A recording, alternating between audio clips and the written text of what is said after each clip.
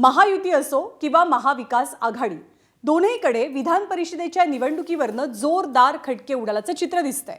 एकूण 17 जागांसाठी निवडणूक पार पडते, पण या निवडणुकीत प्रचंड ट्विस्ट अँड टर्न्सचं चित्र रंगू लागलंय. अर्ज मागे घेण्याच्या शेवटच्या दिवशी महाविकास आघाडीच्या तब्बल 6 उमेदवारांनी आपापले उमेदवारी अर्ज माघारी घेतले आणि याच मुद्द्यावरनं आता महाविकास आघाडीत आरोप प्रत्यारोपांचं राजकारण रंगू लागलंय. कोकण, पुणे, विदर्भात मवियाच्या उमेदवारांनी परस्परच अर्ज मागे घेतले, त्यामुळे मित्रपक्षांनी नाराजी व्यक्त केली. आणि इतकंच नाही तर माघार घेणाऱ्या उमेदवारांवरती प्रत्येक पक्षानं कारवाईचा बडगा उगारलाय.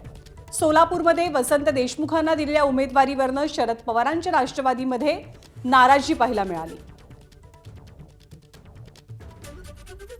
तर दुसरीकडे महायुतीतही चित्र वेगळं नाहीये. महायुतीमध्येही बंडखोरांची डोकेदुखी झाली आहे आणि नेत्यांचा ताप वाढलेला आहे. नाशिकमधनं भाजपचे बंडखोर गोकुळ गीते निवडणूक लढवण्यावरती ठाम दिसत आहेत. तर तिकडे जळगावमध्ये शिवसेनेच्या बंडखोर रेश्मा काळे या सुद्धा निवडणूक लढवणारच या भूमिकेत आहेत.